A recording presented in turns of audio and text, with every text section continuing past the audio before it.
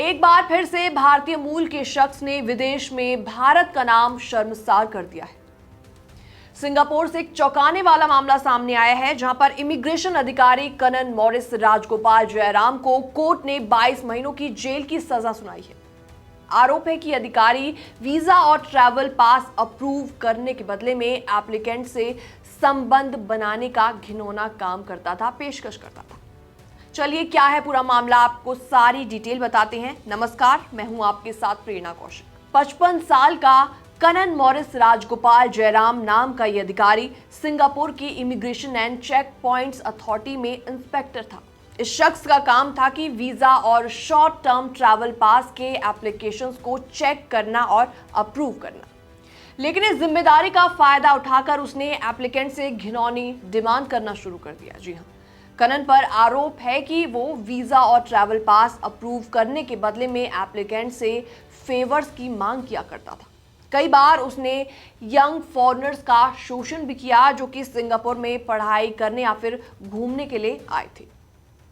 Prosecution ने court में कहा कि अधिकारी सीमा और कानून की रक्षा करने की जगह इन कमजोर एप्लीकेंट्स का फायदा उठा रहा है। अब सुनिए असली चौंकाने वाली बात। ये पहली बार नहीं है जब कनन पकड़ा गया हो, बल्कि कोर्ट डॉक्यूमेंट्स के मुताबिक साल 2022 और साल 2023 में भी उसके खिलाफ ऐसे ही 3 केस पहले दर्ज हो चुके हैं और तो और एक्शन भी लिया गया था और उसे सजा भी मिल चुकी है। उस वक्त भी कई विक्टिम्स इंडियन स्टूडेंट्स थे, जिनकी उम्र 25 से 30 साल के बीचों बीच थी, जो कि हायर स्टडीज के लिए सिंगापुर गए थे। आईसीए ने बताया कि कनन के खिलाफ साल 2023 में नया केस दर्ज हुआ था और अप्रैल 2023 में ही उसे ड्यूटी से सस्पेंड भी कर दिया गया था।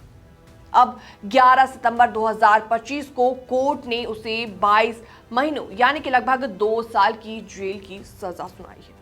तो इस पूरे केस में उस पर 3 करप्शन चार्जेस साबित हुए हैं, यानी कि उसने अपनी पावर का मिसयूज करते हुए वीजा और ट्रैवल पास अप्रूव करने के लिए एप्लीकेंट से इलीगल फायदा उठाया। क्योंकि कनन सीनियर ऑफिसर था और उसकी टीम एप्लीकेशंस पर फाइनल डिसीजन लेने के लिए उसी पर डिपेंडेंट थी, इसलिए उसने अपनी अथॉरिटी का गलत इस्तेमाल किया। अब जरा आप सोच के देखिए, जो अधिकारी, जो ऑफिसर लोगों की हेल्प करने के लिए बैठा हुआ है, वही अगर एप्लीकेंट से ऐसी डिमांड करने लगे तो लोगों का भरोसा ही उठ जाएगा। इस केस ने सिंगापुर की इमिग्रेशन अथॉरिटी की क्रेडिबिलिटी पर कई बड़े सवाल दाग दिए हैं। ये खबर खासतौर पर इंडियन डायस्पोरा और स्टूडेंट्स के लिए काफी ज्यादा शॉकिंग है, क्योंकि विक्टिम्स में इंडियन स्टूडेंट्स भी शामिल हैं। विदेश में पढ़ाई करने वाले हमारे कई नौजवान ऐसे ही सिस्टम पर भरोसा करके जाते हैं, लेकिन वहां इस तरीके के एक्सप्लॉयटेशन का वो शिकार बन जाते हैं। सिंगापुर कोर्ट का कहना है कि इस तरह का मिसकंडक्ट सोसाइटी के लिए एक खतरे जैसा है, क्योंकि अगर ऑफिसर खुद करप्शन और एक्सप्लॉयटेशन करेंगे तो आम लोग सेफ आखिर कैसे महसूस कर पाएंगे।